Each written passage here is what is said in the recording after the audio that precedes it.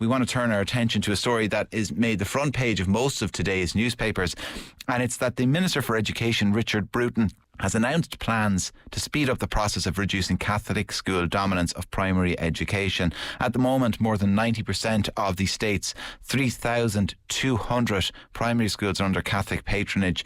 This, people will remember, is something that Rory Quinn, as former Minister for Education, pushed very strongly. But even during the 5 years of the last government, I think only 8 schools altogether were divested, meaning essentially that the Catholic Church lost control of only 8 schools. Now, of course, new schools that were built in most places were multi-denominational schools. The new initiative that the new Minister for Education, Richard Bruton, has announced, it doesn't include any moves to end the Catholic First policy, and this is a policy that sometimes sees children unable to attend their local school if they haven't been baptised. Well, joining me now on the line to talk about that is Michael Nugent. He is the chairperson of Atheist Ireland.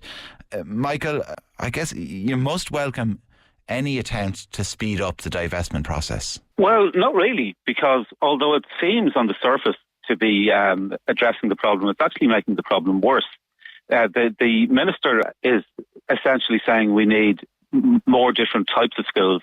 But the Oireachtas Education Committee concluded when it was examining the admissions to schools bill a couple of years ago, based on briefings from Atheist Ireland, that the patronage system itself of having multiple patrons with multiple ethos leads to segregation and inequality in the education system. So at best what you will have under this system is 400 schools out of 3,500 that will enable some secular families to have access to schools that are not as Catholic as the others. But what the Catholic Church is trying to negotiate is that in return for that, they will have a stronger Catholic ethos in the schools they retain, which means that most families will not only not have access to schools that don't indoctrinate, but will in fact only have access to schools that have an even stronger Catholic ethos. But, we mentioned how slow the divestment process has been. 8 schools over 5 years. And the reality is that it's complicated because you've got the church essentially running a school. You've got, it's more complicated than where the church owns the land. That have done surveys where a lot of the parents say, look, the majority, they'll say, they're happy with the status quo in a lot of places, not everywhere. It's not as simple as just kind of turning up one day and saying, look, you're not running the school anymore. So surely, the minister has to work with those realities, and it's going to take time, and it's going to be a thing that takes maybe, the lifetime of a few governments before you get to a situation we're all happy with. Well, there is an interim step that they could take, which doesn't involve handing over control of the land or the schools, or indeed even changing the patrons. 9 different sets of United Nations and Council of Europe committees have told Ireland that the way the schools are run are breaching human rights of atheists and minority faith children, and indeed teachers. And so what the state could do is say, okay, we're not taking the patron off you, but here are the rules by which you will run the curriculum. And you will run the curriculum on the basis of human rights standards.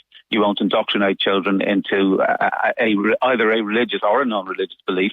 And that these are the ways that you will run the school. That would be an interim step that they could take. So essentially kind of, opt out of religion classes. Is that the type of thing? No, stop integrating religion throughout the whole curriculum. How much religion is in the curriculum? Well, at the moment you have the formal half-hour religious education class that the patron is entitled to. Yeah, but we mentioned that, and I said about opt-out, and you said, well, to take it out of the whole curriculum. But outside the religion class, how much is there religion in the curriculum?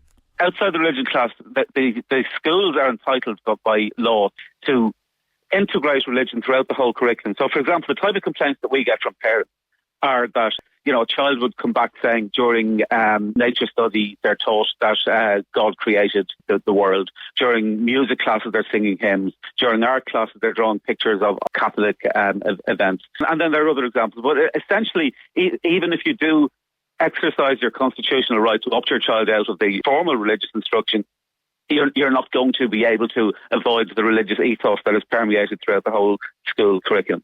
So essentially what you're saying is we follow what's done in these other countries where, look, you keep running the school until we can sort this out, the more complicated matters, but confine religion to just that half-hour class. No crosses on the walls, no morning prayer, no nativity play at Christmas. Keep all that to your 30 minutes of religion and let kids who don't want to do it opt out.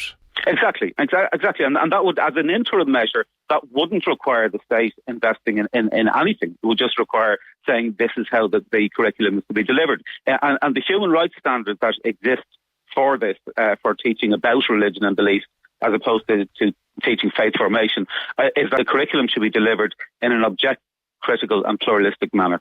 All right. Well, that was Michael Nugent, who is the chairperson of Atheist Ireland, speaking about these new plans from Minister of Education Richard Bruton. Plans to speed up the divestment process, but plans as well that will not see an end to the Catholic First policy, which will we do see in a lot of places means that children who haven't been baptised unable to go to their local school. The divestment process is cripplingly slow, as we mentioned. I think in the lifetime of the last government, only 8 schools around the country were actually divested.